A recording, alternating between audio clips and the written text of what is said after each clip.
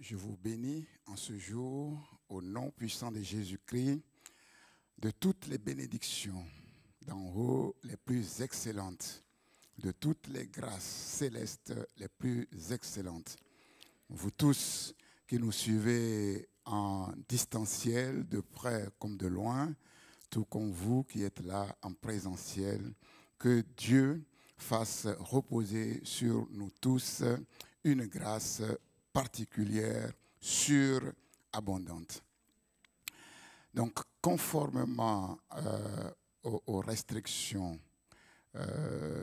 du Covid qui sont progressivement levées, à compter de ce jour, nous n'aurons qu'un seul culte. Un seul culte. Parce que depuis le 9, il n'y a qu'une seule place vide entre les personnes. Donc, un seul culte à 10 heures avec inscription en ligne. À partir du 30 juin, toutes les jauges sont levées. À partir du 30 juin, un seul culte, mais sans inscription. Parce qu'il n'y a plus de place vide entre les personnes. Donc, on revient comme avant, à partir du 30 juin. Nous allons prier avant d'ouvrir la parole de Dieu parce que nous avons besoin de dépendre du Saint-Esprit pour l'accomplissement de ce service qui nous dépasse infiniment et que seul par le Saint-Esprit, nous pouvons être qualifiés pour le faire.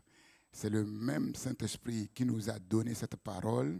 C'est lui qui est le meilleur interprète de cette parole et c'est lui aussi qui dispose vos cœurs, vos oreilles, pour que vous puissiez non seulement écouter, comprendre, recevoir, garder de telle manière que la parole de Dieu opère le miracle que Dieu veut accomplir dans votre vie. Seigneur notre Dieu, nous te bénissons en ce jour que tu as fait.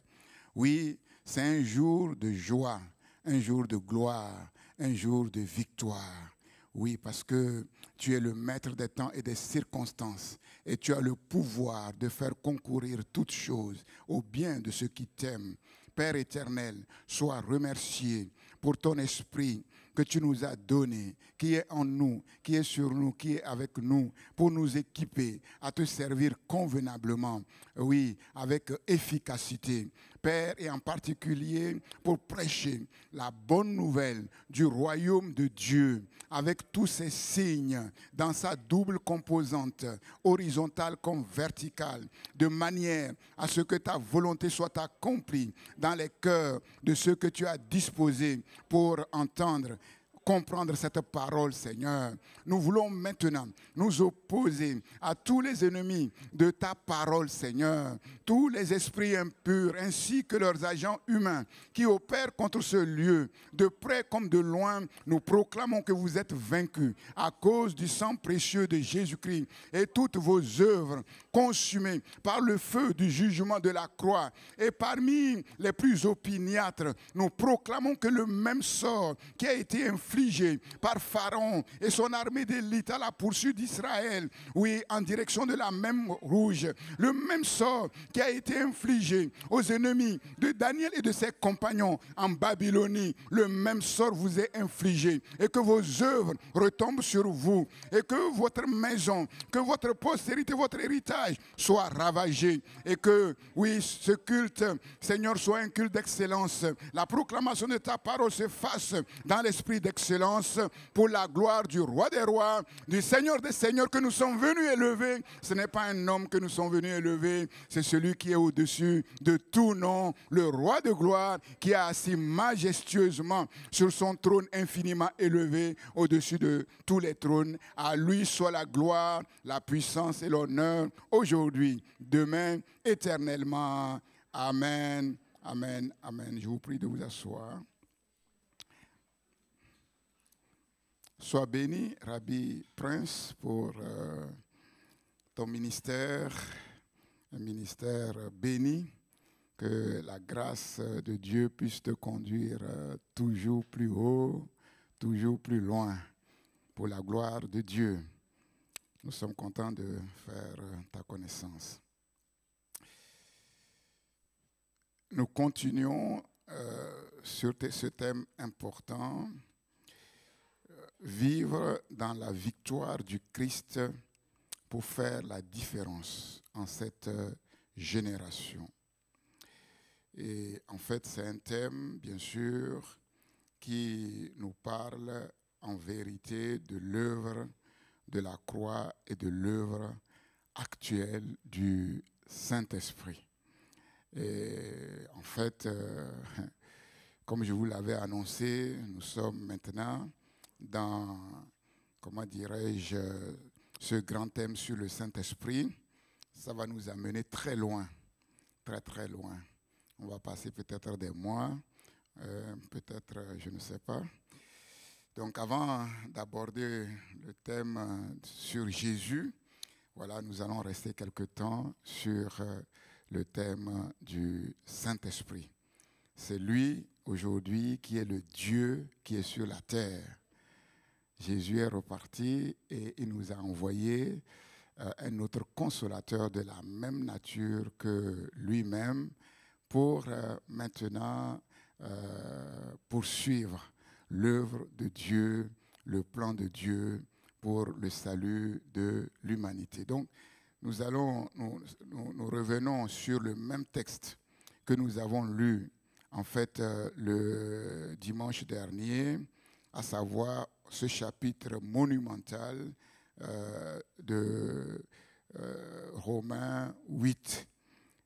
C'est du verset 1 au verset 14. Mais je ne vais pas lire tous ces versets. Je vais faire le zoom sur deux versets qui vont nous intéresser plus particulièrement ce matin, à savoir le verset 12 et le verset 13, que je vais vous inviter à lire avec moi. Ainsi donc, frères, nous ne sommes point redevables à la chair pour vivre selon la chair. Si vous vivez selon la chair, vous mourrez. Mais si par l'esprit vous faites mourir les actions du corps, vous vivrez. Amen. Dis à ton voisin, tu n'es plus redevable à la chair pour vivre selon la chair.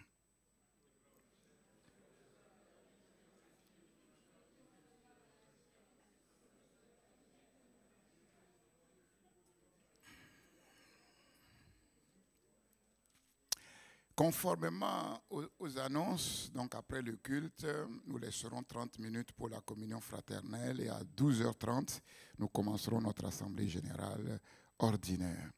Et aujourd'hui, à partir de cette annonce, la semaine qui va venir, nous allons clôturer les inscriptions au cours biblique INSTE. Après cela, il ne sera plus possible de vous inscrire. Ça fait plusieurs semaines que l'annonce est faite.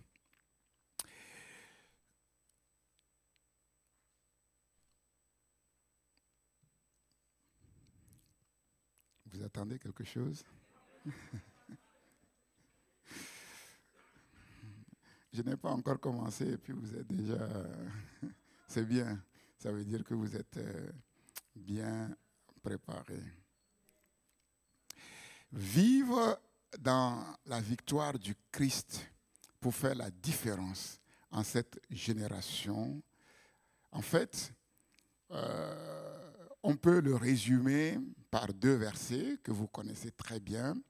Zacharie 4, 6, ni par force, ni par puissance, mais par mon esprit, dit le Seigneur l'Éternel. C'est sur l'Esprit de Dieu que Rabbi le Prince a insisté dans sa louange ce matin. Et le deuxième verset, Jésus dit, Jean chapitre 15, verset 5, « Sans moi, vous ne pouvez rien faire. Sans moi, vous ne pouvez rien faire. » Et on peut résumer, en fait, ces deux versets qui résume l'œuvre de la croix. Jésus dit, sans moi, vous ne pouvez rien faire. Et qui résume le ministère du Saint-Esprit dans cette dispensation actuelle. Par ceci, vivre dans la victoire du Christ pour faire la différence, on peut le résumer en ceci: être bien configuré à la personne de Jésus et à son œuvre, et afin de vivre et de marcher selon l'Esprit. Être bien configuré pour vivre et marcher selon l'Esprit. Le dimanche dernier, nous avons souligné ce fait important que dans leurs conditions naturelles, les hommes, tous les hommes, sans exception, ont la mentalité caractéristique de l'homme dans cette condition. Dans leurs conditions naturelles, les hommes ont la mentalité caractéristique de l'homme dans cette condition. Et Paul, inspiré par le Saint-Esprit, nous dit ici clairement que tous les êtres humains sur la terre qui vivent de manière naturelle, sans Dieu, ont bel et bien la même mentalité. La même mentalité. Tandis que ceux qui ont l'esprit ont la mentalité de l'esprit. Ceux qui ont l'esprit, ceux qui sont nés de nouveau, ceux qui sont enfants de Dieu, eux, tous, sans exception, ils ont la même mentalité. C'est ce que nous appelons la mentalité du royaume de Dieu. Il y a la mentalité du monde et il y a la mentalité du royaume de Dieu. Et c'est très important. C'est très important. Et donc, les hommes qui n'ont pas Dieu, contrairement à ce que l'être humain peut penser sur la terre, tous les êtres humains qui n'ont pas Dieu sur la terre ont une même mentalité. Et cette mentalité est forgée par un même esprit. L'esprit impur. L'esprit impur.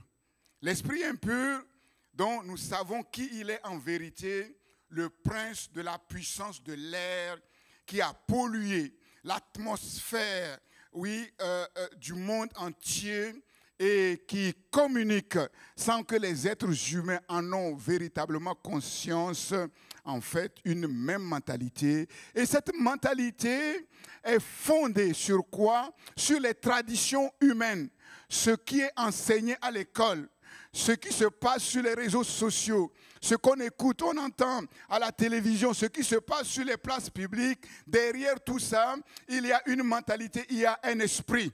L'esprit impur. La Bible déclare que tous les êtres humains, sans exception, nous avons tous hérité de nos pères la vaine manière de vivre. Nous avons tous hérité de nos pères la vaine manière de vivre.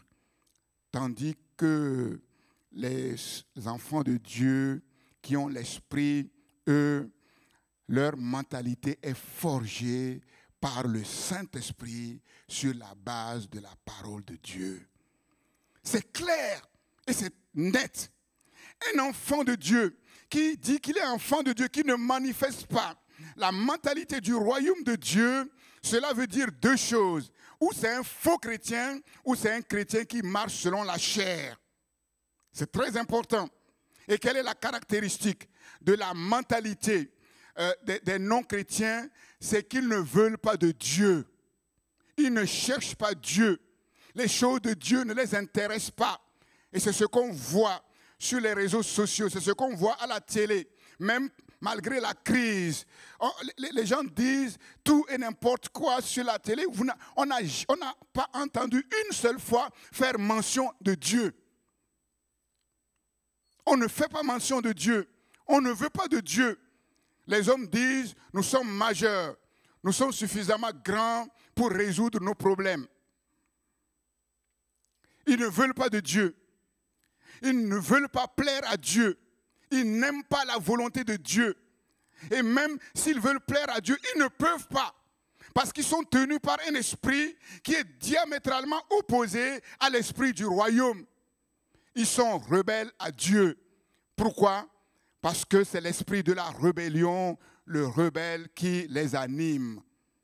Les enfants du royaume de Dieu, eux, ils sont caractérisés par le fait qu'ils veulent plaire à leur Dieu. Ils veulent connaître leur Dieu. Vous me chercherez et vous me trouverez si vous me cherchez de tout votre cœur. Ils aiment la volonté de Dieu. Ils se disposent à être des instruments entre les mains de Dieu pour la gloire de son nom.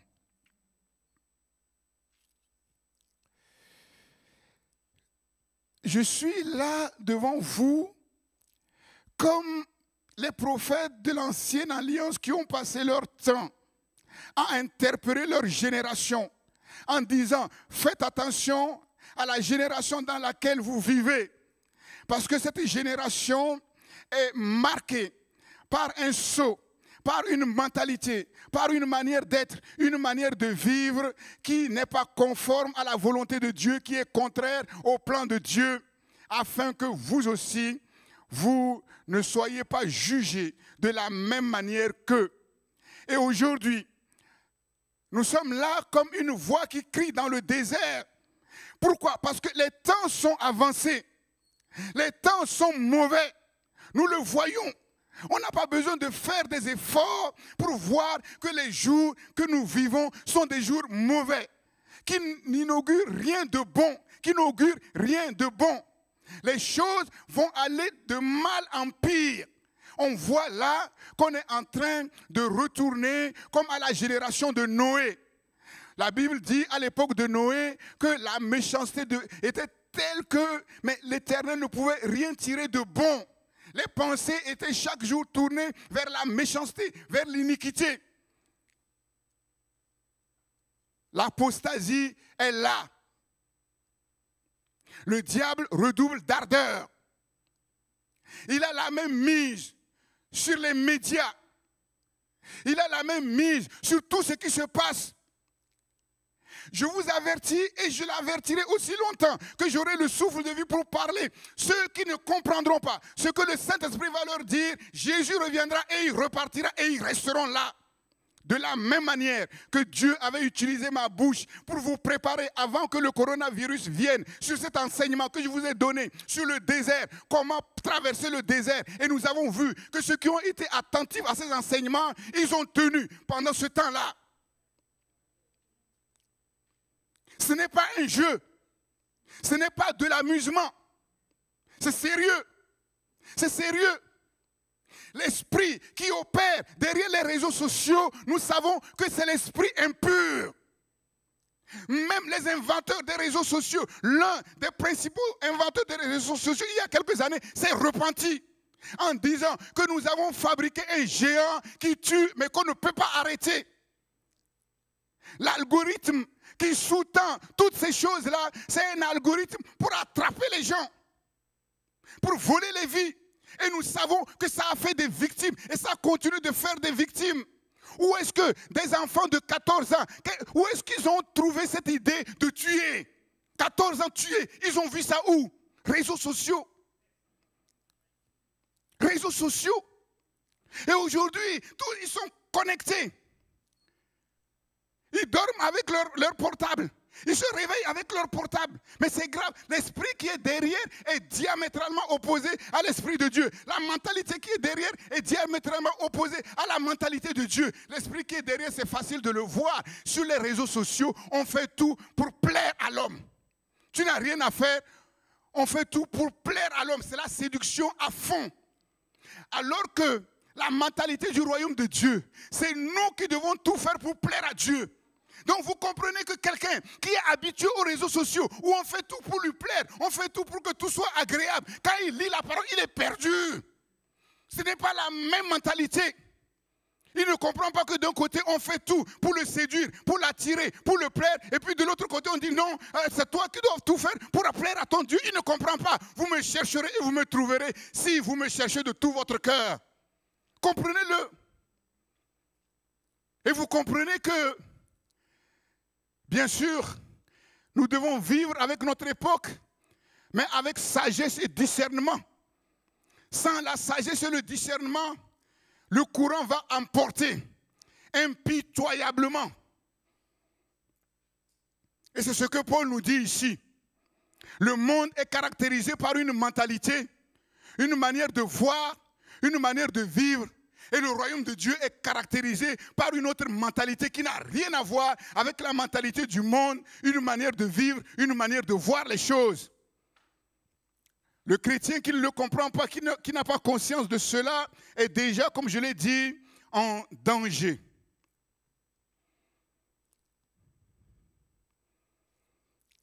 Et dans ce chapitre, quand Paul décrit la différence entre ces deux mentalités, Paul n'est pas en train de dire que le chrétien authentique est quelqu'un de parfait dans l'absolu.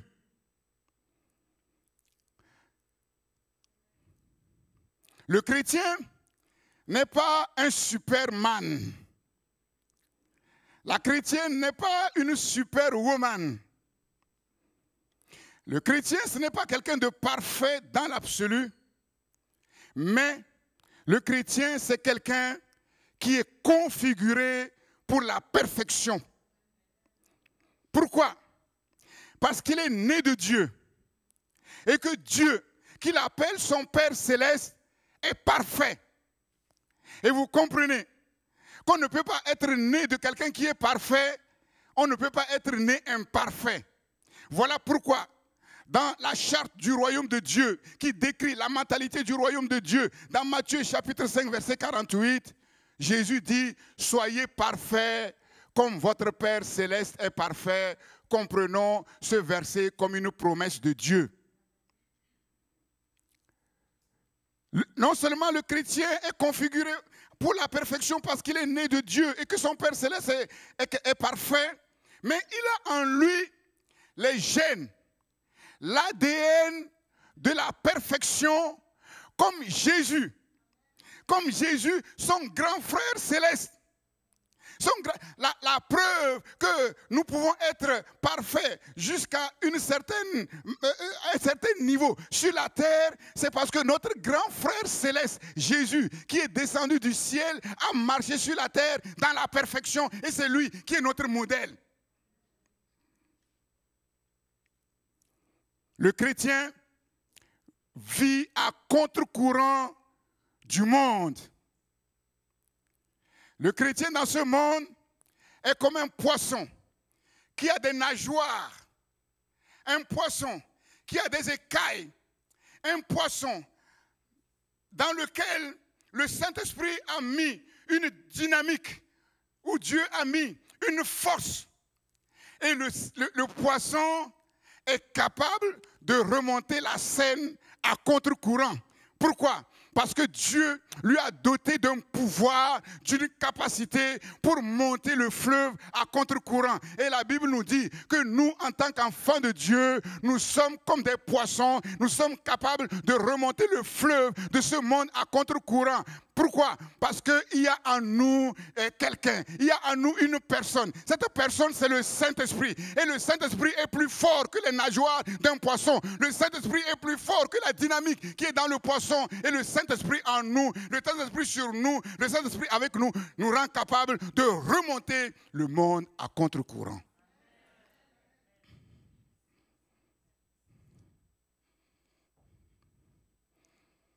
Notre combat, c'est contre le mal qui prend de plus en plus d'ampleur dans le monde. Notre combat, c'est contre les puissances du mal qui sont déchaînées dans le monde. Le diable sait maintenant plus que jamais que son temps est véritablement compté. L'enfant de Dieu, le chrétien, vit constamment dans la repentance. Parce qu'il a compris, et c'est la parole de Dieu qui lui enseigne cela, que tant que nous sommes dans cette chair, nous connaissons une certaine faiblesse. Et Dieu dit que dans cette chair, si quelqu'un dit qu'il ne pêche jamais, c'est un menteur.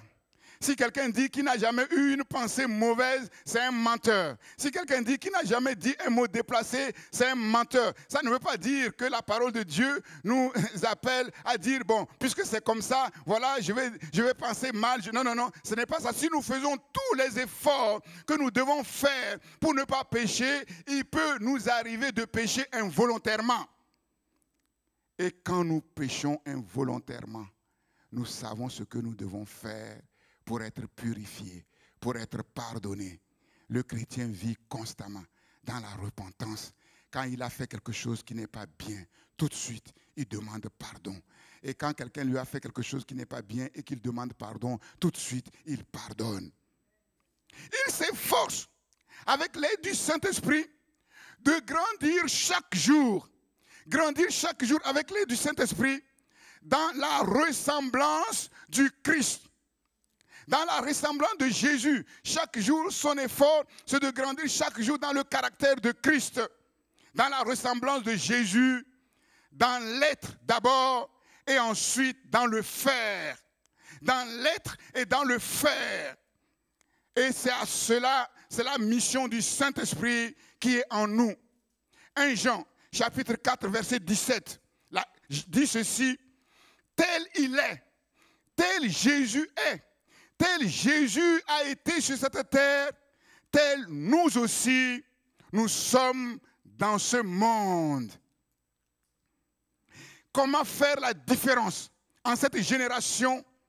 Comment faire la différence sur les réseaux sociaux? Comment faire la différence auprès de ceux qui nous connaissent? Une seule réponse, être comme Jésus. Être comme Jésus. Tel il est, tel nous sommes aussi dans ce monde. Parce que, comme je l'ai dit, nous portons son ADN, nous portons ses gènes et nous sommes appelés à grandir jusqu'à la stature parfaite du Christ. Ce n'est pas en pavanant sur les réseaux sociaux, ce n'est pas en amenant de beaux programmes, de belles choses sur les réseaux sociaux que vous allez faire la différence. Non, c'est en montrant un autre modèle. C'est en montrant le modèle de Jésus. C'est le seul qui a fait la différence en sa génération quand il était sur la terre. Et c'est par son esprit que nous sommes rendus capables de faire la différence. Vouloir faire les choses autrement, c'est de nous séduire nous-mêmes. Comment être la tête et non la queue? Comment être en haut et non en bas? Comment être le premier et non le dernier? Comment régner dans cette vie? Comment? Tout à l'heure, nous avons chanté que Jésus a marché sur les eaux sans bateau. Si nous voulons faire la différence, en disant, voilà, moi je vais faire la différence, et que tu marches sur les eaux avec bateau, tu vas faire quelle différence? Tu vas faire quelle différence? Mais impossible de marcher sur la mer sans bateau si Jésus n'est pas en toi. Impossible. Donc vous voyez, ce que nous chantons, nous devons réfléchir sur les paroles que nous chantons. Oui, appelés, comme nous l'avons enseigné, à dominer, appelés à régner, mais en Jésus et en Jésus-Christ seul. En Jésus et en Jésus-Christ seul.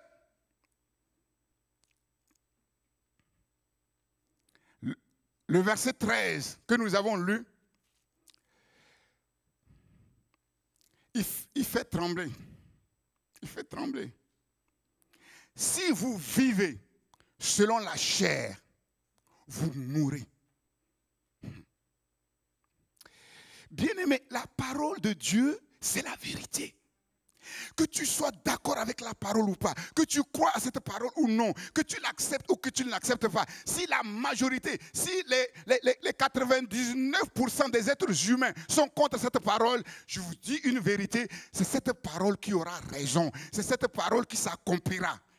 Je dis, en tant qu'enfant de Dieu, si vous vivez selon la chair, vous mourrez. Si vous vivez selon la chair, vous mourrez. Mais si par l'esprit, vous faites mourir les actes mauvais que vous accomplissez dans votre corps, alors vous vivrez. Alors vous vivrez. Ça veut dire quoi? Si le chrétien vit à la manière du monde, si le chrétien vit selon la mentalité du monde, si le chrétien vit en imitant le monde, Paul dit, s'il continue sur ce chemin, ça le conduit à la mort.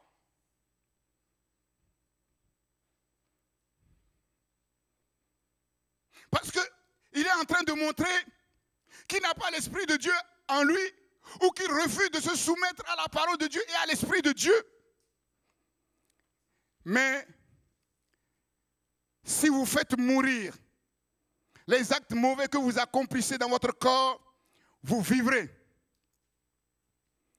C'est le terrible combat contre la mort et pour la vie que nous sommes appelés à mener jusqu'au retour du Seigneur, jusqu'à ce que Jésus ou le Seigneur décide de nous prendre.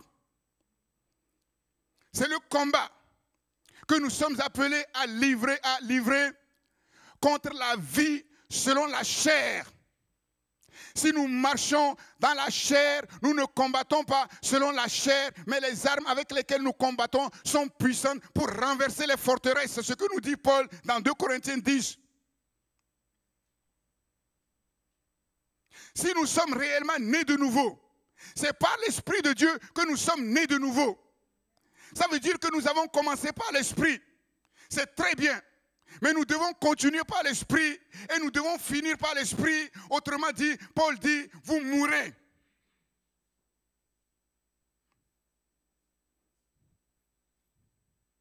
Combat le bon combat de la foi. Saisis la vie éternelle à laquelle tu as été appelé et pour laquelle tu as donné cette belle confession en présence de beaucoup de témoins. Le bon combat de la foi pour saisir à la fin la vie éternelle. Ça sert à quoi de commencer et de s'arrêter et ne pas aller jusqu'au bout? Et le même Paul, après avoir dit cela dans 1 Timothée 6, 12, va dire dans 2 Timothée 4, 7 à 8, à la fin de sa vie, j'ai combattu le bon combat. J'ai achevé la course. J'ai gardé la foi. Plaise à Dieu que ce soit ainsi pour nous tous et pour tous ceux qui font profession de connaître Dieu. Désormais, la couronne de la justice m'est réservée. En ce jour-là, le Seigneur, le juste me la donnera. Non seulement à moi, mais à tous ceux qui auront aimé l'avènement de son nom, l'avènement de sa gloire, qui se seront préparés et qui seront prêts quand Jésus reviendra. 2 Timothée 4, 7 à 8. Le verset 12 dit que nous ne sommes plus redevables à la chair. Nous ne sommes plus redevables à la chair. Ça veut dire quoi? Nous n'avons plus aucune obligation, aucune dette envers la chair. C'est-à-dire quoi? Nous ne sommes plus obligés de vivre comme les non-chrétiens. Autrefois, nous étions obligés de vivre comme les non-chrétiens parce que si nous voulons faire autrement, nous ne pouvons pas parce que nous n'avons pas la capacité. On était tenus par un esprit qui nous conduisait à vivre comme tout le monde. Mais maintenant, nous avons un autre esprit. Et l'Esprit de Dieu qui est en nous, nous donne la capacité de vivre autrement, de vivre autre chose.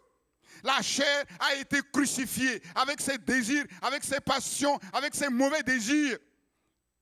Nous ne sommes plus obligés d'obéir aveuglement à la chair. Frère, sœur, tu n'es pas obligé de suivre aveuglement les modes. Tu n'es pas obligé de faire comme tout le monde sur les réseaux sociaux. Tu n'es pas obligé d'écouter la musique du monde. Tu n'es pas obligé de faire le mal. Tu es libéré de toutes ces choses. Et le Saint-Esprit nous conduit à vivre autrement. À vivre autrement. Et Paul dit, si par l'Esprit, vous faites mourir les actes mauvais que vous accomplissez dans votre corps, vous vivrez. Paul nous appelle à mettre à mort les actes mauvais du corps. Mettre à mort les actes mauvais du corps. Ça veut dire quoi? Faire disparaître de notre vie les actions mauvaises que nous accomplissons avec notre corps ou dans notre corps. C'est-à-dire tout ce qui est contraire à la parole de Dieu, tout ce qui est contraire à la volonté de Dieu. Si nous ne faisons pas mourir ces choses vont nous faire mourir.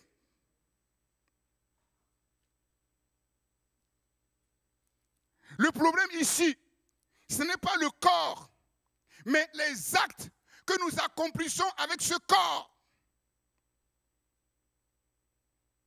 Ce que nous regardons avec les yeux de ce corps. Ce que nous touchons avec les mains de ce corps. Là où nous allons avec les pieds de ce corps. Ce que nous faisons seuls, chez nous, où il n'y a personne avec ce corps. Dieu voit tout. Rien n'est caché devant Dieu. Et le Seigneur dit, parce que vous avez été libérés, parce que vous avez un autre esprit, et que cet esprit vous donne la capacité de vivre autrement, appuyez-vous sur l'Esprit de Dieu et avec la force de Dieu pour dire non à tout ce que autrefois nous faisons avec ce corps que Dieu n'agrée pas, qui ne plaît pas à Dieu. Autrement dit, vous vivrez selon la chair, et si vous vivez selon la chair, vous mourrez. Mais si par l'Esprit, vous faites mourir les actes du corps, vous vivrez. Et je vous ai parlé en disant que si vous laissez votre corps vous conduire, très vite, ça va être le bazar. Vous allez manger, vous gaver des choses qui font mal. Et comme par hasard, on a l'impression que le corps n'aime que ce qui est mauvais en fait. Vous avez vu, le corps n'aime pas prendre les médicaments. Hein? Pourtant, tout le monde sait que les médicaments, c'est bon. Vous avez vu dans l'alimentation, tout ce qui est amer, le corps n'aime pas. Pourtant, les spécialistes disent qu'en fait, l'amertume, c'est bon pour le corps. Le corps aime bien tout ce qui est gras, tout ce qui est sucré. Et on sait tous les conséquences de ces choses. Et Paul dit, autrefois, nous savons que ces choses étaient mauvaises, mais nous étions incapables de nous arrêter. Parce qu'il y avait une loi en nous, la loi du péché et de la mort. Paul dit non, maintenant il n'en est pas ainsi. Cette loi a été comme court-circuitée. Il y a une nouvelle loi, la loi de l'esprit de vie qui est en Jésus-Christ, qui nous donne la capacité de dire non à mon corps. Non. Je ne laisserai pas mon corps me diriger. Si tu laisses ton corps te diriger, Paul dit, si tu ne sais pas t'arrêter, ça te conduit à la mort. Le fait que les chrétiens ne soient pas parfaits dans l'absolu ne doit pas être une excuse et un prétexte. Pourquoi? Le Saint-Esprit habite en nous. Par sa force, nous pouvons faire disparaître de nos vies toutes les attitudes, les comportements, les paroles, les actes contraires à notre nouvelle condition de vie. Nous avons tout reçu de Dieu à la nouvelle naissance pour devenir réellement des enfants de Dieu. Voyez quel amour le Père nous a témoigné, comme on l'a lu ce matin, pour que nous soyons appelés enfants de Dieu. Et l'apôtre Jean ajoute, et nous le sommes vraiment. Ce n'est pas de la théorie. Ce n'est pas une histoire. Et je vous ai dit, si pour quelqu'un, être né de nouveau, ce n'est pas quelque chose de concret. Si c'est la théorie, alors sa vie chrétienne n'est que singerie, superficielle, sans aucun fondement. À la nouvelle naissance, nous avons tout reçu de Dieu pour être vraiment des enfants de Dieu. Et comme je l'ai dit, configurés à la perfection, configurés pour grandir à la ressemblance de Jésus-Christ. Cependant, nés de nouveau, Nous n'avons pas tout compris. Nous n'avons pas tout compris. Voilà pourquoi, dans la grande mission que Jésus nous a laissée sur la terre, allez, faites de toutes les nations des disciples, les baptisant au nom du Père, du Fils et du Saint-Esprit. Et ensuite, il ajoute, et enseignez-leur à observer tout ce que je vous ai prescrit. À la nouvelle naissance, comme un bébé, nous avons tout reçu pour être vraiment des enfants de Dieu, mais nous n'avons pas tout compris, comme le bébé ne comprend pas la vie quand il est né. Et c'est en étant bien enseigné et en mettant en pratique l'enseignement que nous recevons, que nous grandissons à la stature parfaite de Christ.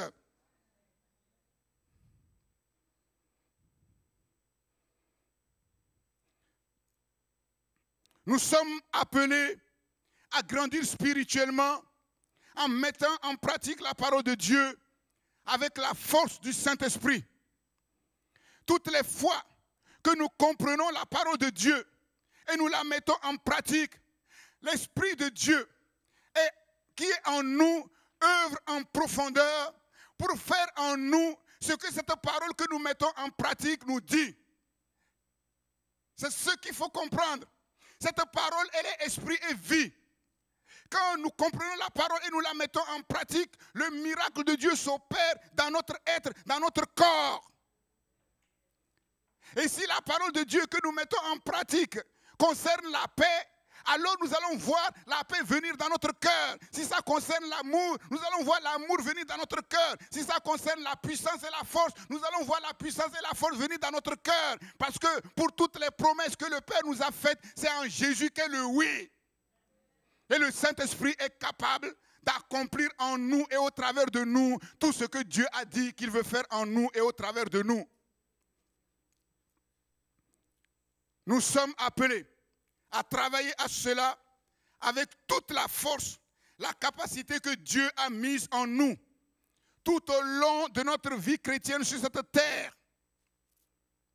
Bien-aimés, la différence fondamentale entre le chrétien et le non-chrétien, c'est ceci. Le chrétien sur la terre n'est pas parfait dans l'absolu, mais il est sauvé, libéré, configuré pour la perfection. À la différence des non-chrétiens, le chrétien est placé depuis qu'il est sauvé, depuis qu'il est né de nouveau sur une voie, la voie de la perfection. Nous avons vu que notre père spirituel Abraham, c'est la même voie qu'il a empruntée lors de notre enseignement sur Abraham ou l'exigence d'une noble vocation. Et le chrétien peut atteindre sur cette voie un degré de perfection sur la terre. Il y a un degré de perfection qu'un être humain est capable d'atteindre sur cette terre. C'est ce que Paul dit dans Philippiens 2. Dans Philippiens 2, Paul dit, je n'ai pas encore atteint la perfection, mais je cours vers le but. Je n'ai pas encore atteint la perfection. Il parle de quelle perfection? La perfection absolue. Mais au verset 15, il dit, nous tous qui sommes des hommes faits, des hommes parfaits. Mais alors on ne comprend pas. En haut, il dit, je n'ai pas encore atteint la perfection. Verset 12 et le verset 15, il dit, nous tous qui sommes faits, nous tous qui sommes parfaits. Alors on ne comprend pas. Mais ce qu'il faut comprendre, c'est ceci. Il y a la perfection absolue et il y a une perfection sur cette terre. Cette perfection, c'est de grandir jusqu'à être un adulte spirituellement, jusqu'à être un homme fait, un homme complet.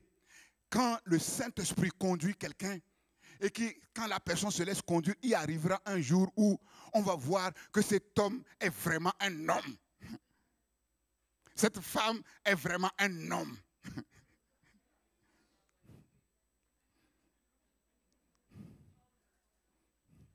En Jésus, il n'y a ni homme. Un seul homme doit se voir chez la femme. Un seul homme doit se voir chez l'homme. C'est cette perfection que nous cherchons quand nous arrivons à cela. Mais les gens à notre contact sont bien. Nous communiquons la paix. nous communiquons la joie, nous communiquons l'amour, nous communiquons les choses que le monde ne trouve pas sur cette terre. Et on le voit. On le voit. Je vous ai dit, partout où je vais, les gens sont contents de m'accueillir. Avant, quand j'allais faire les missions au Togo, j'étais logé au siège des assemblées de Dieu du Togo. Mais quand tout le monde apprend que le pasteur Daniel est là, ils sont contents. Non pas que par moi-même j'ai quelque chose, non. Mais ce que le Saint-Esprit leur communique au travers de moi. On ne peut pas avoir l'Esprit de Dieu en nous. On ne peut pas avoir Dieu en nous et passer inaperçu. Ce n'est pas possible. Ce n'est pas possible. Non, ce n'est pas possible. Ce n'est pas possible. Je vous ai raconté cela. Nous sommes allés, quand nous étions à l'école biblique à Léognan, on est allé faire une formation de BAFA. Alors on s'est réunis, nous qui étions à l'école biblique. La réunion de BAFA, on le faisait avec les non-chrétiens. On s'est dit, on ne leur dit pas qu'on est chrétien. On va voir si réellement Dieu est en nous, ils vont le remarquer. Mais ça n'a pas duré 2 jours. Ça n'a pas duré 2 jours. L'esprit qui est en nous ne peut pas être caché. L'esprit qui est en nous est obligé de rendre témoignage que là, vous arrivez quelque part. C'est comme s'il y a une sonnette au ciel qui dit attention, attention, il y a une voix qui résonne. Maintenant, il y a quelqu'un qui vient au milieu de vous. Vous allez voir, ce quelqu'un-là, il n'est pas comme les autres. Le monde est fatigué avec ces faux témoignages. Parole, parole. Ah oui, moi je suis chrétien. Moi, je sers mon Dieu. Parole, parole, parole. Mais quand ils arrivent au bout de quelque temps, on ne leur marche pas dessus. Hein. On ne leur frappe pas une joue.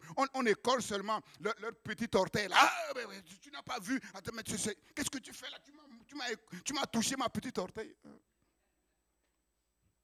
Vous savez, les non-chrétiens, ils connaissent ça. Hein? Ils vont vous dire, mais c'est écrit dans la Bible, et il est écrit que si on te frappe sur une joue, il faut tendre l'autre joue. Je t'ai effleuré simplement la joue et tu veux me mettre par terre. Mais c'est fini, le témoignage est par terre. Gandhi l'a dit. Hein? Vous les chrétiens, vous avez le message le plus extraordinaire. Mais mettez en pratique la parole de Dieu et le monde vous suivra. Et le monde vous suivra. Et Mitterrand l'avait dit avant de mourir. Mitterrand a dit, on lui a parlé des grands hommes qui ont marqué l'histoire. On a dit, mais et le Christ? Il dit, le Christ. Mais le message du Christ, c'est super élevé. Et il a ajouté quelque chose. Par contre, le mettre en pratique, c'est autre chose. C'est autre chose. Ni par force, ni par puissance, mais par mon esprit. Jésus dit ça, moi, vous ne pouvez rien faire. Ça, moi, ce qui nous est demandé ici nous dépasse infiniment. Ça dépasse infiniment tous les hommes. Les grands de ce monde, ça leur dépasse infiniment. Et c'est là où nous comprenons l'absolue nécessité de nous soumettre au Saint-Esprit, de nous laisser conduire par l'Esprit de Dieu, afin que l'Esprit de Dieu puisse rendre un autre témoignage, afin que l'Esprit de Dieu puisse faire quelque chose devant lequel tous les êtres humains vont avoir la bouche bée. Ils ne sont pas d'accord avec vous, mais ils sont d'accord sur une seule chose, vous n'êtes pas comme eux. Vous n'êtes pas comme eux. Nous avons en nous le Saint-Esprit. Et avec le Saint-Esprit, tous les paramètres de la perfection. Nous marchons vers la perfection absolue. C'est-à-dire la pleine conformité à la volonté de Dieu, la pleine conformité à l'image de Jésus-Christ. En marche vers la perfection absolue. Si par l'Esprit, vous faites mourir les actes mauvais du corps, si par l'Esprit, vous faites mourir les actes mauvais que vous accomplissez dans votre corps, vous vivrez. Vous vivrez. 2 points très importants que Paul souligne ici. Faire mourir par l'Esprit. Paul nous parle de 2 actions. Notre action et l'action du Saint-Esprit. Conjointe, liée. Faire mourir. Ce n'est pas l'Esprit qui fait mourir. C'est nous qui faisons mourir. Mais par l'Esprit, nous agissons en comptant sur le Saint-Esprit. Agir mais dans la dépendance du Saint-Esprit. Romains 8, c'est le chapitre de la sanctification. Et quand nous lisons ce chapitre, Paul ne donne pas de recette. Paul ne donne pas de formule magique. Comme on le voit dans beaucoup de messages sur les réseaux sociaux, des méthodes en 4 points. Premier point, deuxième point, pour atteindre en un instant la sanctification. Paul ne dit pas ça. 21 jours de jeûne et prière et tout est réglé en une fois. Non, ce n'est pas ça. Le jeûne et prière a sa place. Mais Paul dit, pour ce qui concerne la sanctification, ce n'est pas comme ça. C'est chaque jour que nous avons quelque chose à faire en comptant sur l'Esprit de Dieu, en nous appuyant sur la force et la puissance que nous donne le Saint-Esprit. La sanctification, bien-aimés, c'est notre transformation progressive à l'image et à la ressemblance du Christ. Rechercher la paix avec tous et la sanctification sans laquelle personne ne verra Dieu. Sans la sanctification, personne ne verra Dieu. Ça veut dire, personne ne rentrera dans le royaume de Dieu. Personne ne saisira la vie éternelle. Paul ne décrit pas comment le Saint-Esprit opère pour nous sanctifier, pour nous transformer. Mais Paul nous invite simplement à faire quelque chose. Il y a quelque chose que nous devons faire. Faire mourir. Faire mourir. La mort, ce n'est pas toujours quelque chose de gai. Donc nous comprenons que l'œuvre à laquelle le Saint-Esprit nous invite, l'action à laquelle le Saint-Esprit nous appelle, est une action coûteuse, une action douloureuse, une action difficile, je dirais impossible humainement. Mais ce n'est pas parce que c'est impossible, ce n'est pas parce que c'est difficile que c'est impossible. Parce que nous savons que ce qui est impossible aux hommes est possible à Dieu, car rien n'est impossible à Dieu. Voilà pourquoi le Saint-Esprit nous a clairement dit, ni par force, ni par puissance, mais c'est par moi.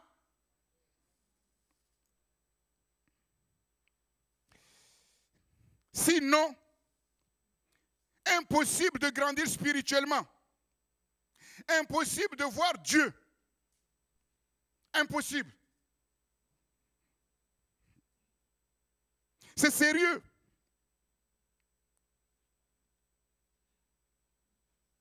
C'est sérieux. Je vous ai dit, pour entrer dans la victoire du Christ, rien à faire. Il n'y a rien à faire. Nous l'avons chanté tout à l'heure. Je n'ai rien fait, mais mon nom est écrit là-haut. Je n'ai rien fait. Pour entrer dans la victoire du Christ, il n'y a rien à faire. Pourquoi?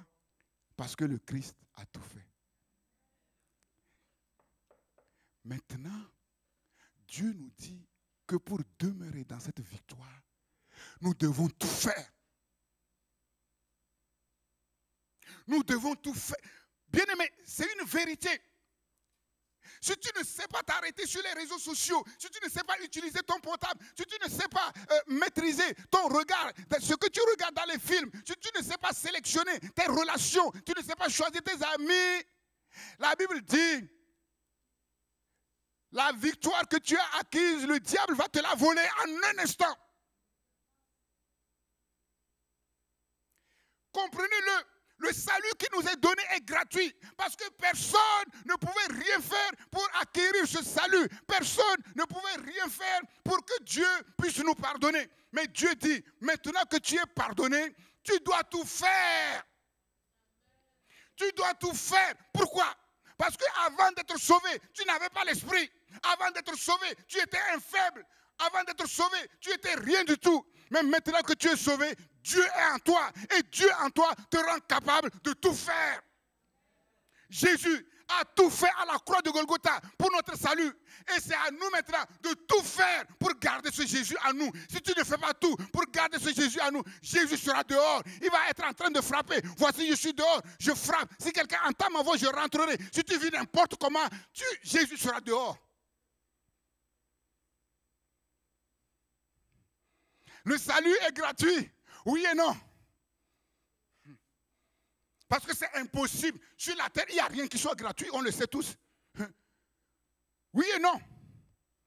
Si tu fais n'importe quoi avec ton corps, tu vas mourir. Et Dieu ne fera rien.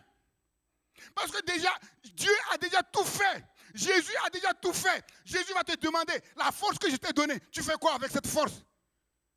L'énergie que je te donne, tu fais quoi avec cette énergie?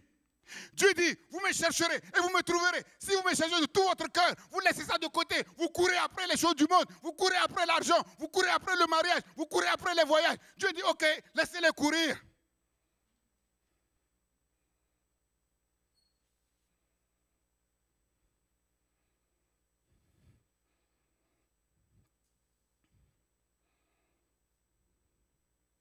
Nous allons le voir. Nous allons avancer. Là, les secrets sont maintenant dévoilés.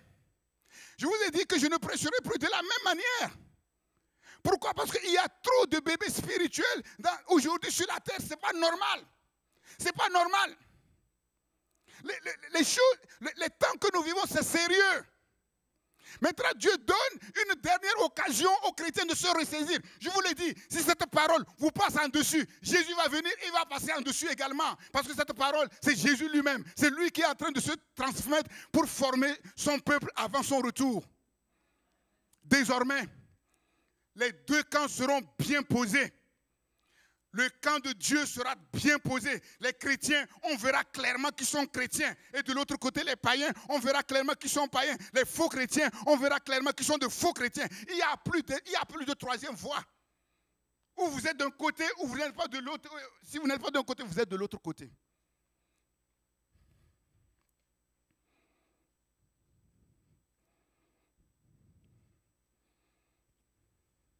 C'est une action qui implique notre volonté. C'est une action qui implique des efforts. Des efforts. C'est une action qui va à contre-courant de nos désirs, de nos habitudes, de nos élans, de nos mauvais penchants, de nos mauvaises passions qui sont contraires à la volonté de Dieu. C'est une action par l'Esprit de Dieu qui nous amène à vivre à contre-courant du monde, à vivre à contre-courant de la vie de la chair qui conduit à la mort. Je vous le dis, c'est important. Aujourd'hui, on fait la différence. On dit, dans l'église, il y a les jeunes, il y a les jeunes adultes, il y a les pères. Dans l'église, il n'y a pas ça. Il n'y a pas un esprit petit qui est donné aux enfants qui se convertissent, et puis un esprit jeune qui est donné aux jeunes, et puis un esprit jeune adulte qui est donné aux jeunes adultes, et puis un esprit adulte qui est donné aux... Non! Non! Il n'y a pas ça. Et aujourd'hui, on entend les jeunes dire, oui, mais nous on est nés avec les réseaux sociaux, mais on ne peut pas... Ah bon? C'est parce que si tu es né avec la drogue. Tu es né avec la drogue et parce que tu es né avec la drogue, tu es obligé de prendre la drogue en sachant que la drogue tue. Ceux qui sont nés avec la cigarette, les années glorieuses, on a vanté la cigarette. Les stars qui se retrouvaient sur les yachts avec de longues cigarettes. Et plus longtemps après, on a vu que beaucoup sont morts du cancer. Caleb a dit, à 85 ans, je suis aussi fort que quand j'avais 40 ans. Parce que quand j'avais 40 ans, quand j'étais jeune, c'est le même esprit qui était à moi. Et quand je suis arrivé à 85 ans, il n'a pas changé. C'est le même esprit, il n'a pas vieilli. Le Saint-Esprit ne vieillit pas. Alléluia. Et quand il est dans la vie de quelqu'un, qu'il soit petit, qu'il soit jeune, il fait les mêmes œuvres. Il n'y a pas une vie spirituelle jeune. Il n'y a pas une vie spirituelle adulte. Non. Non. Et comme je disais, cette manière de faire là, l'école du dimanche, où on met les enfants en disant, ouais, vous êtes à l'école du dimanche, et puis après, c'est pas bon. C'est pas bon. C'est pas bon. Normalement, on devait faire les cultes pour les enfants. C'est ça la réalité. Quand Israël était appelé à venir devant Dieu, la Bible dit qu'il venait avec les enfants. Tout le monde venait. Du matin jusqu'au soir. Et les jeunes ont l'impression que, parce qu'ils sont jeunes, mais eux, ils peuvent se permettre certaines choses. Ah bon? Si tu peux te permettre certaines choses, c'est que tu marches selon l'esprit. Et si tu continues de marcher selon l'esprit, tu vas mourir. La chair, pardon. C'est bien, vous suivez. C'est sérieux. C'est sérieux. Les jeunes ont l'impression que, bon, ils peuvent s'amuser, et puis quand ils seront papa aussi, quand ils seront grands, c'est maintenant qu'ils vont prendre au sérieux. Ah bon? Marie a enfanté Jésus, elle avait quel âge? 15-16 ans. À 15-16 ans, Marie était une femme spirituelle. Elle est restée spirituelle jusqu'au bout. 15-16 ans. C'est les raisonnements selon la chair, inspirés par le diable. Et pendant ce temps-là, le diable va tout faire pour miner ta vie, pour te faire toucher à des choses qui ne sont pas bonnes, pour te faire faire des expériences qui ne sont pas bonnes. Et quand tu vas sortir de là, il y a des choses que Dieu pardonne, mais on garde les séquelles jusqu'à la fin. Ah oui, il faut le comprendre. C'est une grâce exceptionnelle d'être jeune et chrétien. Si moi je regrette quelque chose, mais c'est parce que je dis, mais Seigneur, tu aurais dû me toucher quand j'étais jeune. Maintenant, Dieu vous accorde le plus grand privilège. Comme je dis toujours, jeune et chrétien, c'est le must, c'est le nec plus ultra. Il n'y a pas au-dessus. Parce que là, vous allez utiliser votre force, votre énergie pour la mettre à la disposition de Dieu. Dieu va faire de vous quelqu'un de grand, quelqu'un qui va faire la différence en sa génération.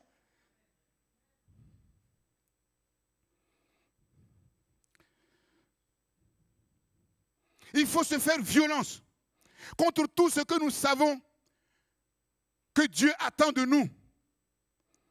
Il faut se faire violence pour faire tout ce que nous savons être le bien. Celui qui sait faire le bien et qui ne le fait pas commet un péché. Il vit selon la chair.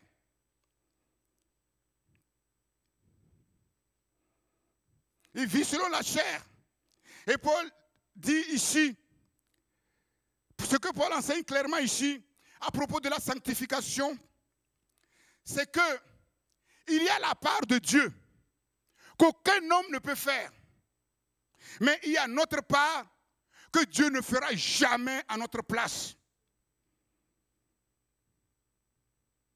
Il y a la part de Dieu. Et Dieu est fidèle pour accomplir fidèlement sa part. Mais il y a notre part, si nous ne l'accomplissons pas, Dieu ne fera rien.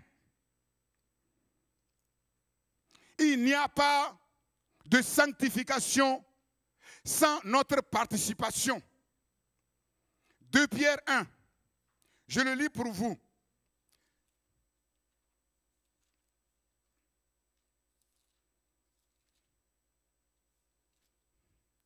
Verset 3. Sa divine puissance nous a donné tout ce qui contribue à la vie et à la piété. Ça veut dire quoi? Quelqu'un peut répondre. Sa divine puissance nous a donné tout ce qui contribue à la vie et à la piété. Ça veut dire quoi?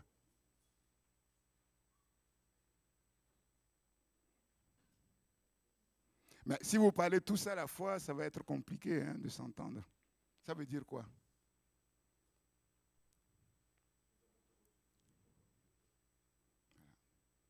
Sa divine puissance nous a donné tout ce qui contribue à la piété. La piété, c'est quoi? La piété, c'est comment vivre de manière agréable à Dieu. Et tout ce que Dieu nous demande pour faire sa volonté, pour lui plaire. Donc Dieu dit ici clairement, sa divine puissance nous a donné tout ce qui contribue à la piété. Donc si on est réellement converti, si on est réellement né de nouveau, nous avons cette capacité de le faire. Et il continue. Au moyen de la connaissance de celui qui nous a appelés par sa propre gloire et par sa vertu. Et je vous ai dit que la connaissance de Jésus, c'est la base. C'est cette connaissance et la connaissance de ce qu'il est, la connaissance de ce qu'il a fait et la connaissance de ce qu'il est capable de faire en nous par son esprit. C'est ça. Celle-ci nous assure de sa part les plus grandes et les plus précieuses promesses. Donc, comme je vous ai dit, quand Dieu dit « Soyez parfaits comme votre Père Céleste est parfait », Dieu est en train de nous dire que si nous écoutons et nous nous inscrivons dans l'obéissance, lui, il va faire en sorte que nous soyons parfaits comme lui, il est parfait. C'est ce que ça veut dire. Afin que par elle, vous devenez participants de la nature divine. En faisant quoi? En fuyant la corruption qui existe dans le monde par la convoitise. C'est-à-dire en refusant catégoriquement de vivre à la manière des non-chrétiens. À cause de cela même, faites tous vos efforts. Puisque Dieu nous a donné tout ce dont nous avons besoin pour vivre une vie qui lui soit agréable, pour grandir dans la perfection. Maintenant, le Seigneur nous dit de faire tous nos efforts. Tous nos efforts. Faites tous vos efforts pour joindre à votre foi la vertu, à la vertu la connaissance, à la connaissance la maîtrise de soi, à la maîtrise de soi la patience, à la patience la piété, et à la piété l'amitié fraternelle ou l'amour fraternel, l'amitié fraternelle, pardon, et à l'amitié fraternelle l'amour. L'amitié fraternelle ou l'amour fraternel, c'est vrai. Car si ces choses sont en vous, et ils sont avec abondance, et ne vous laisseront point oisifs ni stériles pour la connaissance de notre Seigneur Jésus-Christ. Mais celui en qui ces choses ne sont point, il est aveugle. Quelle est l'une des caractéristiques essentielles de la chair? Celui qui marche selon la chair, il est aveuglé. Il y a un voile qui est sur ses yeux. Il ne peut pas voir Dieu. Il y a un voile qui est sur ses oreilles. Il écoute, mais il ne comprend pas. Un voile aveuglé. Celui en qui ces choses ne sont point est aveugle. Il ne voit pas de loin. Et il a mis en oubli la purification de ses anciens péchés. Ça veut dire quoi? Qu'il est revenu pour vivre dans les mêmes choses avant sa conversion. C'est pourquoi, frères, appliquez-vous d'autant plus à affermir votre vocation et votre élection, car en faisant cela, vous ne broncherez point. C'est ainsi, en effet, que l'entrée du royaume éternel de notre Seigneur et Sauveur vous sera largement ouverte. Ça veut dire quoi? En fait, il y a 3 catégories de chrétiens. Il y a les chrétiens qui sont les vrais disciples du Seigneur, comme je vous l'ai dit, les petits frères de Jésus, les intendants des richesses du royaume de Dieu et les représentants du royaume de Dieu sur la terre. Pour eux, la porte du royaume de Dieu est largement ouverte. C'est-à-dire que, mais s'ils meurent, mais tous les anges se lèvent pour acclamer. Si Jésus revient, c'est les premiers qui sont enlevés. Je vous ai dit, ceux qui seront enlevés, c'est ceux qui font la volonté de Dieu. Hein, c'est les disciples, ce n'est pas autre chose. Et c'est ce que Paul... Mais pour les autres, ça va être difficile. Ils vont être sauvés comme au travers du feu. Au travers du feu. Et au travers du feu, mais on ne sait pas qui va être sauvé et qui ne va pas être sauvé. Et s'ils sont sauvés, mais il n'y a rien. Aucune récompense. Aucune récompense. Et ce n'est pas ce que Dieu veut. Ce n'est pas ce que Dieu veut pour nous. Mais si nous ne voulons pas être dans cette situation où nous peinons dans notre vie chrétienne, nous peinons aujourd'hui, c'est en haut, demain c'est en bas, on monte, on descend. La Bible nous donne la voie. Vous avez reçu l'Esprit. Jésus est en vous. Jésus vous donne la force de vivre comme Dieu veut que nous vivons. Mais seulement, il y a un effort de votre part, un effort de volonté. Je vais l'expliquer concrètement à la prédication le dimanche prochain. Il y a un effort concrètement. De la même manière que nous faisons des efforts pour aller à l'école, nous faisons des efforts pour travailler, nous faisons des efforts pour faire ceci, nous devons comprendre que les choses de Dieu sont infiniment plus importantes que ces choses-là. Nous devons faire encore plus d'efforts. Et nous verrons la gloire de Dieu. Ce que Dieu dit qu'il va faire et que les gens jugent impossible, Dieu le fera. Dieu le fera à l'étonnement de tous. Et vous aussi, vous ne serez pas n'importe qui sur la terre. Vous serez la tête et non la queue. Vous serez au haut de l'échelle et non au bas de l'échelle. Sinon, vous avez beau chanter ces choses, vous avez beau danser sur ces choses-là, rien ne changera. Après avoir dansé, vous serez quand même la queue. Après avoir dansé, vous resterez quand même pauvre et Dieu ne pourra rien faire. Jésus traversait les villes et les villages, enseignant et faisant route vers Jérusalem. Quelqu'un lui dit, Seigneur, n'y a-t-il que peu de gens qui soient sauvés? Mais il y a des gens bizarres qui posent des questions bizarres. Qu'est-ce que tu as à voir pour savoir s'il y a beaucoup de gens qui sont sauvés ou s'il y a peu de gens qui sont sauvés? Mais toi, est-ce que tu es sauvé? Si tu ne te poses même pas la question. Il y a des gens comme ça, ils ne regardent que les autres. Les autres, les autres, les autres. Mais comment on entend les questions là? Si Jésus revient, ceux qui sont dans les villages où personne n'a allé prêcher l'évangile, quel va être leur sort? Mais pourquoi tu te préoccupes? Laisse-les se préoccuper de leur sort. Mais toi qui es en France là, mais la parole que tu reçois, qu'est-ce que tu en fais? Qu'est-ce que tu en fais? Jésus leur répondit, efforcez-vous, faites tous vos efforts, efforcez-vous d'entrer par la porte étroite. Cette porte est si étroite que sans Dieu, sans le Saint-Esprit, personne ne peut entrer. Car je vous le dis, beaucoup chercheront à entrer et ne le pourront pas. Quand le maître de la maison se sera levé et aura fermé la porte et que vous, étant dehors, vous commencerez à frapper à la porte en disant, Seigneur, Seigneur, vous voyez encore ici, Seigneur, Seigneur, toujours à la bouche, Seigneur, Seigneur, Seigneur, Seigneur. Mais au moment où il faut écouter et faire ce que le Seigneur veut que tu fasses, on oublie le Seigneur. Seigneur, Seigneur, ouvre-nous. Seigneur, Seigneur, ouvre-nous. Il vous répondra, je ne sais d'où vous êtes. Je ne sais d'où vous êtes. C'est comme à l'époque de Noé. Comme je l'ai dit, Noé s'est levé. Il a parlé, fatigué, comme nous sommes en train de parler. Nous parlons jusqu'à fatiguer. Si vous ne comprenez pas ces choses, ce sera comme à l'époque de Noé. Il y arrivait un temps où Dieu a fermé la porte. Dieu a fermé la porte. Toi qui es assis là, tu crois que ce message ne te concerne pas. Tu crois que tu es en règle avec Dieu. Si tu étais en règle avec Dieu, le témoignage se verra. Quelqu'un qui est en règle vraiment avec Dieu, qui bénéficie du témoignage du Saint-Esprit, il ne peut pas passer inaperçu dans une église. C'est impossible. C'est impossible. C'est des histoires. C'est des histoires. Cette manière de se convaincre que ça va pour nous, c'est dangereux. La Bible dit de s'examiner soi-même chaque jour pour voir si on est dans la foi. Chaque jour, moi, je m'examine pour voir si je suis dans la foi. Le soir, quand je me couche, je regarde tout ce que j'ai fait. Dans la journée, est-ce que je n'ai pas fait quelque chose qui soit contraire? S'il y a fait, je demande pardon à Dieu. Mais c'est quoi cette race de chrétiens, dites pentecôtistes, qui gonflent leur poitrine, qui disent, moi j'ai l'esprit, moi ma vie est en règle, moi je reçois des songes, moi je reçois des visions. Ce n'est pas sur cette base-là. Quels sont les fruits? Quels sont les fruits? Montre-nous la mentalité du royaume. Montre-nous le caractère de Christ.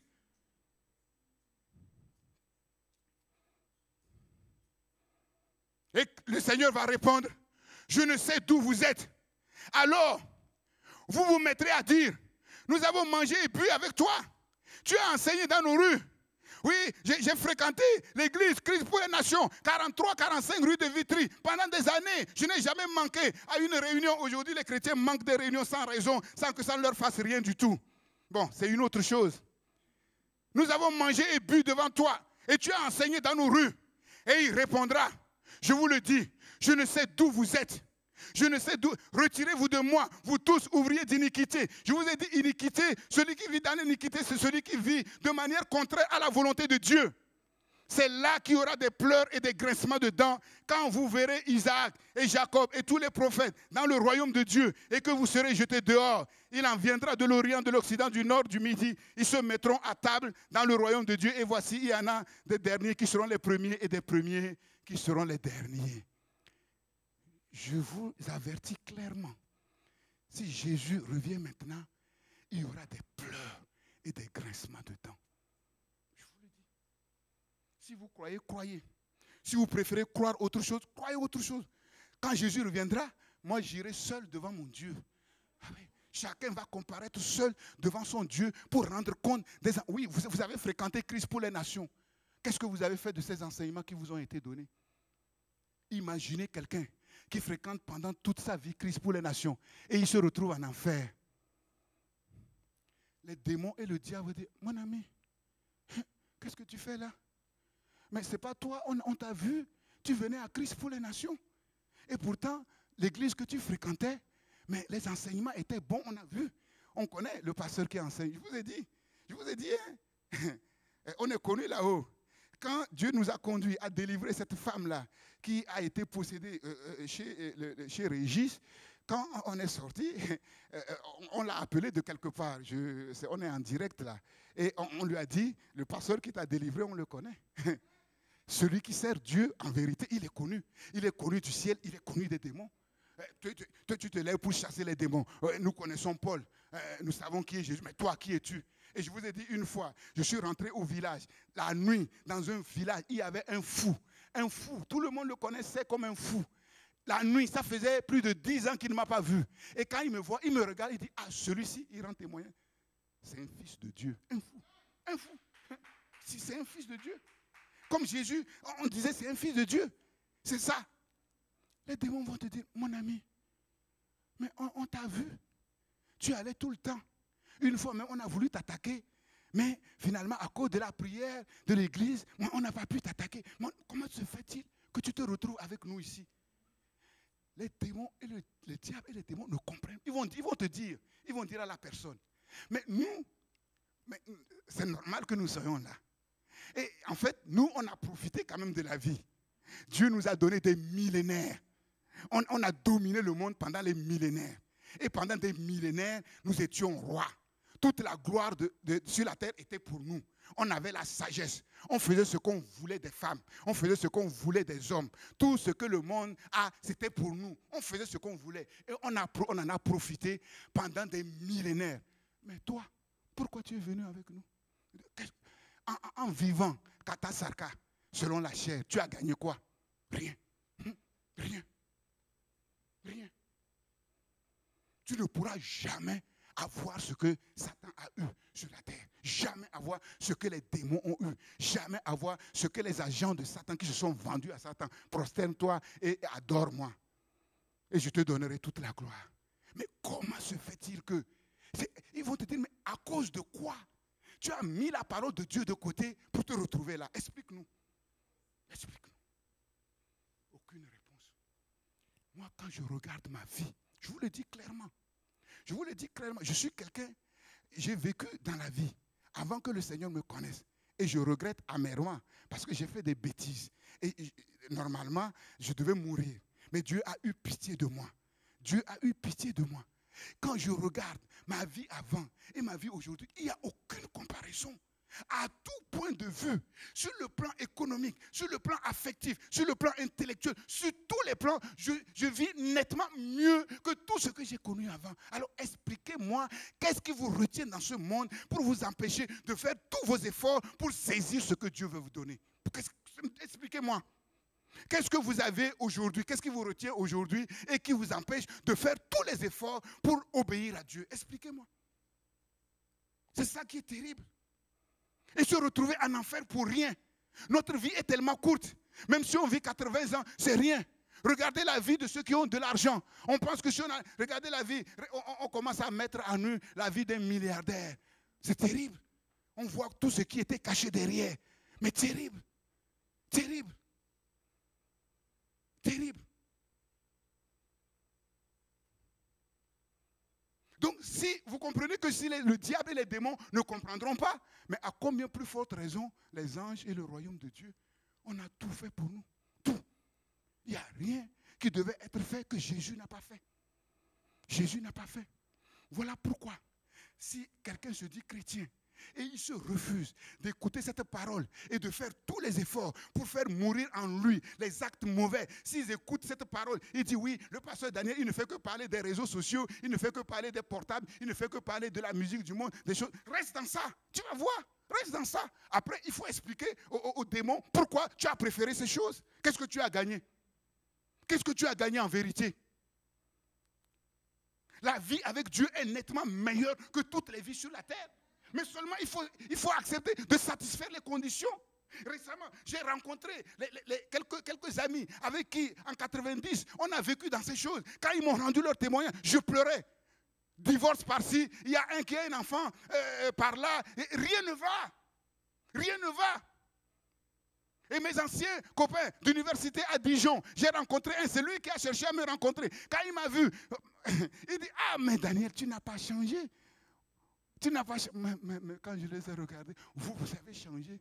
Ils ont vieilli, ils sont rabougris, la cigarette par là. Et puis celui qui est venu me voir, il a une femme qui habite quelque part, je ne donne pas le nom. Et il est venu avec son ancienne copine avec qui il traînait à Dijon. C'est cette vie-là. C'est cette vie-là qui va vous amener quelque part. C'est cette vie-là. Et moi, je leur ai simplement dit, voilà, moi, ça fait depuis 1994, Dieu m'a donné une femme, j'ai des enfants, mais on est mariés et tout se passe bien à la maison. Tout se passe bien à la maison, non pas à cause de moi, mais à cause de lui. C'est tout. À cause de lui. À cause de lui. Lui, il travaillait dans une grosse société au Canada. Mais il m'a vu, je suis sorti dans ma belle voiture à l'époque, j'avais Audi A6 S-Line. S-Line, il n'avait pas ça. Pourtant, on a suivi le même chemin. Mais c'est ça. Avec le temps, on voit la différence. Ça ne veut pas dire que la vie, comme je vous l'ai dit, la vie des chrétiens est difficile. Ça ne veut pas dire qu'il n'y a pas des épreuves. Je vous ai expliqué, les épreuves, c'est pour forger notre caractère, c'est tout. C'est pour faire de nous des hommes. C'est pour faire de nous de vrais hommes. Pour que nous soyons matures, des hommes faits. Quand nous arrivons quelque part, nous ouvrons notre bouche pour parler. Les gens voient une sagesse qu'ils ne voient pas dans le monde. Les gens voient quelque chose qu'ils ne voient pas dans le monde. C'est ça. Et personne ne peut être carré, c'est-à-dire rendre carré comme Abraham sans passer par les épreuves. C'est impossible. C'est impossible. Mais les chrétiens jouent avec leur vie. Ils jouent avec le feu. Ils ne gagnent rien, mais ils se permettent de liberté. Mais Paul dit, il n'en est pas ainsi. Si vous vivez selon la chair, vous mourrez. Vous mourrez.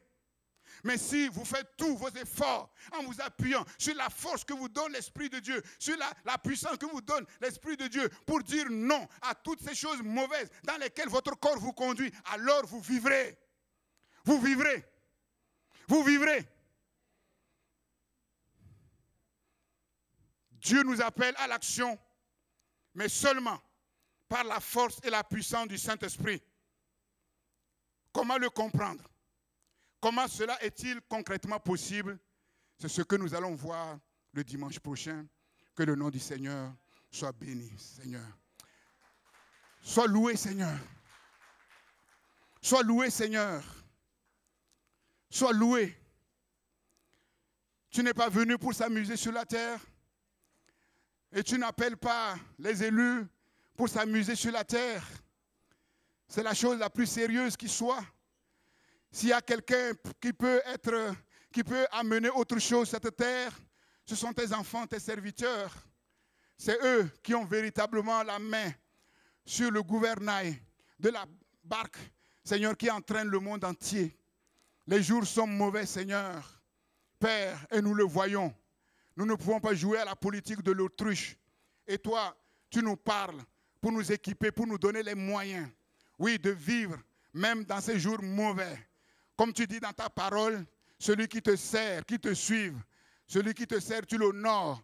Tu es capable même de dresser une table dans le désert le plus aride pour tes enfants, mais à condition que nous acceptons tes exigences. Oui, tes exigences ne nous dépassent pas. Parce que ce que tu nous demandes de faire, tu nous donnes la capacité de le faire. Le Saint-Esprit nous a été donné. Nous sommes le palais royal de Dieu. Partout où nous allons, le Saint-Esprit est en nous, sur nous et avec nous. Et au moyen de sa parole, nous sommes rendus capables, oui, de faire la différence sur cette terre. Oh Dieu, ce n'est pas en faisant ceci, ce n'est pas en faisant cela, non. Comme le monde le fait, Seigneur, il s'appuie sur le faire. Mais nous, c'est l'être, Seigneur. Ce que le monde ne sait pas faire, nous savons le faire par l'Esprit de Dieu qui est à nous. Et c'est ça qui fait la différence, Seigneur, sur ce monde. Père, glorifie ton nom et que cette parole soit esprit et vie et qu'elle accomplisse puissamment et pleinement son œuvre en profondeur dans les cœurs de ceux qui ont l'oreille pour entendre, le cœur pour recevoir, Seigneur, pour en faire d'eux des instruments stratégique dans cette décennie stratégique. Sois loué, Père, sois glorifié, car rien n'est impossible à ton nom. Ce qui est impossible à nous est possible à notre Dieu. Sois loué, Seigneur, à toi la gloire, la puissance et l'honneur, dans le nom de Jésus. Amen, amen et amen.